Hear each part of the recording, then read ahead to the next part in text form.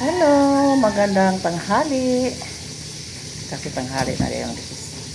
Andito naman tayo sa ating daily routine. Magluto na naman tayo ng ulam. So, dahil medyo matagal-tagal na tayong hindi nakagawa ng iskabitse. Mag-iskabitse taron guys. Iskabitse tayo ng isda na anong tawag yung katambak. Tapos ko na pinirito yung isda. Yan. Dahil araw-araw guys may magtrabaho dito sa atin. Pagalinis ng tambo. Pagalinis ng tambo. Kami naman magawa pagkatapos ng magluto, and then si James naman yung magtahi. So yung magawa ng oras guys ay kami lang ni Inday, yung mama ni Marco, yung daughter-in-law ko. Kami yung palaging magawa.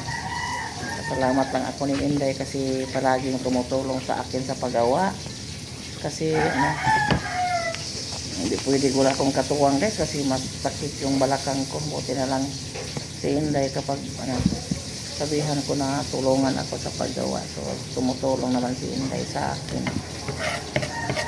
Yung mga pinsan ko hindi na sila bumalik guys kasi sila ni Bertie, si Annalyn, yung mga kapatid niya nagsibak ng kahoy kasi may order daw sila na mga sinibak na kahoy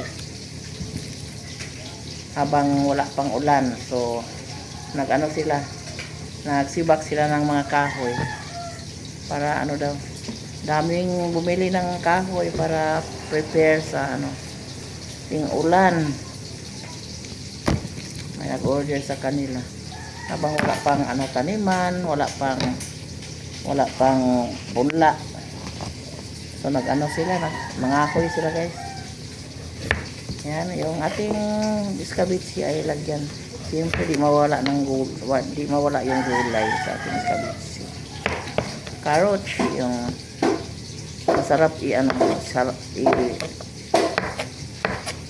isagol sa iskabitse na isda. At saka may paksiw din ako. So bili kasi ako ng 1 kilong isda, yung katunga or kalahati. Ginawa kong iskabitse at sa yung kalahati ginawa kong paksiw, gagawin kong paksiw. So kailangan natin guys tawag dyan, makuhaan tayo sa budget guys. Mahal ngayon yung mga pamarito, mga bilihin. Kailangan tayong tiyaga sa atong budget, marunong tayong mag-budget kasi parang makaano tayo sa ating pangailangan. Yung pera natin ay kulang gani sa pero kapag mabuti ka mag-budget ay sakto-sakto naman. So yung iskabitse natin ay para sa panghalian, yung paksiw ay para sa hapunan. Kasi yung tao na namin, pinatrabaho namin ay pinakain namin ng agahan, tanghalian at saka hapunan kasi kawawa naman sila. Wala yung sa ilaw, wala yung magsaing kasi sabi ng bata, yung may anak kasi siya guys na hindi pumasok. Kawawa naman, binigyan namin ng damit, binilihan namin ng tsinelas kasi walang nanay. And then yung tatay niya ay parang hindi masyadong marunong sa walang pakialam, pero masipag naman magtrabaho, pero hindi siya marunong bumili, hindi siya marunong magbili ng mga gamit guys ba. So sabi namin dito na lang kayo kain, parang wala na kayong sa bahay niya. Pero sahuran naman namin yung tao. kasi masipag magtrabaho.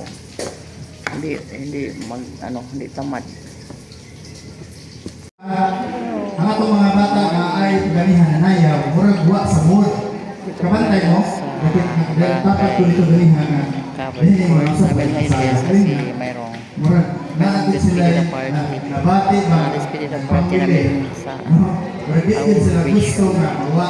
yung bigay sa amin ng mga So sa ako ang part, natupot ka mamriya ganihan. marami kami na-avail Isod sa kon kayo. guys. Mag-isod sa buka ganing guys, pero meaningful po kayo. Pinabigayo Ang motivation. iyagin nga message Lalo sa mga estudyante. Sa amin na nangalaga ng mga lahi. may No, ang need, uban na may ibang may tao may responsibilidad.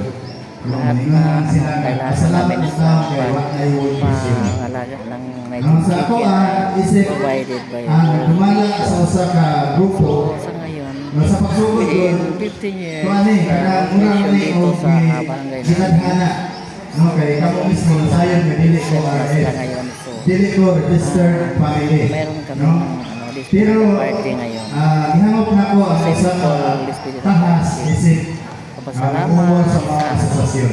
sa nagdala No, sa ikumpara mission dito ako na ang sila part sa ato ang mga registered family. Lahi Miss yung na ayo. or vision. Nga naman, So ang ato magpapalali mga RC, naman sila sa ang ato mga ibang RC, naay mga bayan. basic ang abot o mura lang o wala damha. No, nga naman, no, inigabot sa panahon nga dunay kay ang project Mga beneficiary. na mo ang atong giugol Mga magugol pa ka og panahon. registered parents and registered child. Pero bisan Sa pa gitna yung mga registered child. No, ang uban moingon nga okay na gyud sa World Vision nga mo exit. Mo transit kay makabangon naman ta. No, malipay ko niya nga punto, no? Pero sa barangay council po nagkalinaw po ning pangabalaka gumikan kay niya ang magod sa tuburan nahimutang ang mga infrastructure nga hinatag ni World Vision. So mali nga ako sa akong part wa ko magugol og luha, no, wala ko magusik og luha sa pagpadayon ni ato ang gihimo nga mga responsibilidad. Ang akong gigugol na ini is singot, no, nag-google tag singot, no, usahay mag-aabot pang sipon og singot aron lang yun ma-realize. Yan yung representative ni World Vision. Mabait din siya. Mabait din silang doon guys. Makamis.